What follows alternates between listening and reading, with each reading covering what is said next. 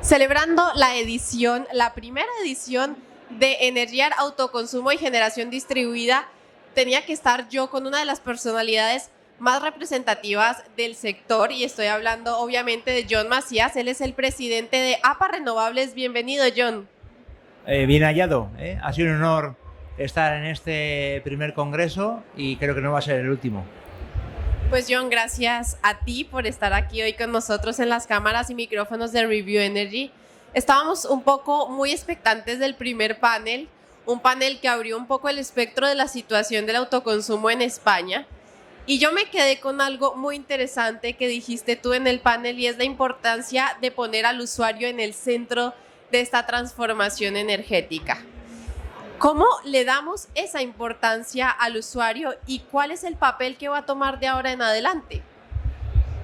Yo creo que en la mayoría de los paneles se está hablando casi siempre de instalación y no pensamos en el usuario, ¿no? Y yo creo que el usuario va a ser el protagonista en el corto y medio plazo.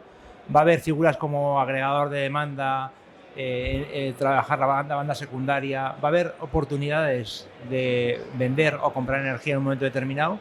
Y el usuario es el importante. Entonces, deberíamos de aprender de países que ya lo están haciendo, como puede ser Inglaterra, como puede ser Francia, como puede ser Alemania, y el usuario va a ser el que va a decidir, va a ser el prosumidor de verdad, y es el reto para los siguientes 4 o 5 años.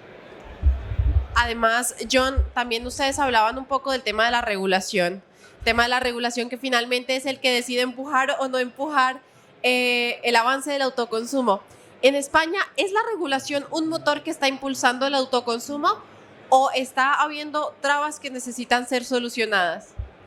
Yo creo que en España el autoconsumo se ha viralizado o ha crecido exponencialmente en los últimos 2 años porque había un precio de energía muy caro y había unas subvenciones que han fomentado eso, pero la regulación no ha ayudado. O sea, hay regulación, poner más regulación no es lo adecuado, con cumplir lo que tenemos ya es suficiente, y cuando cumplamos lo que tenemos, los plazos que tenemos de regulación, y yo creo que hay un tema de digitalización, de desinformación que no tenemos entre el distribuidor, el instalador y el usuario, ¿no?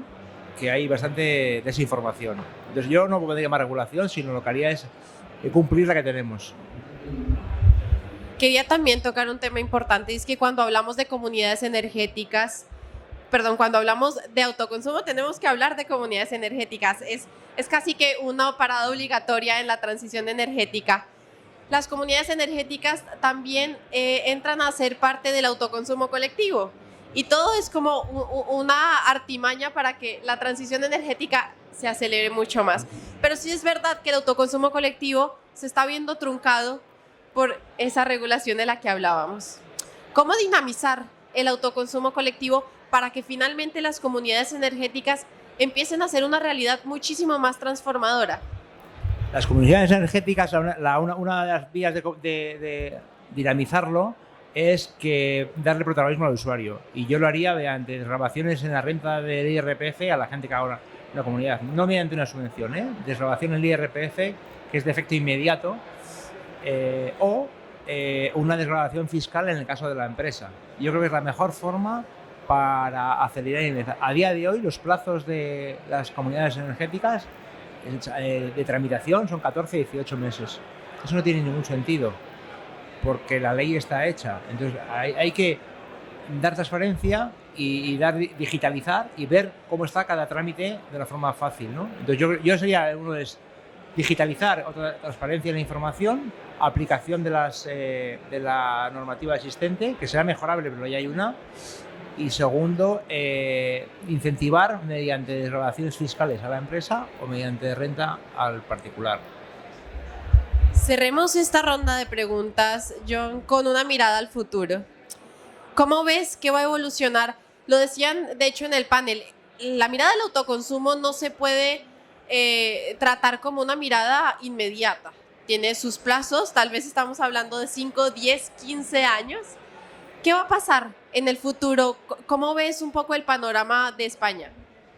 Yo veo una oportunidad terrible. Estamos en la lista Forbes de ricos de sol, que ahora está muy de moda esto de las listas Forbes, y es una oportunidad para España invierta y sea mucho más competitivo que otros países a nivel industrial. Entonces yo veo que el autoconsumo va a ser un actor importante, va a ser una banda de música donde un actor va a ser el autoconsumo, pero va a haber agregación de demanda, va a haber comunidades energéticas, va a haber baterías, se van a cambiar calderas por aerotermia.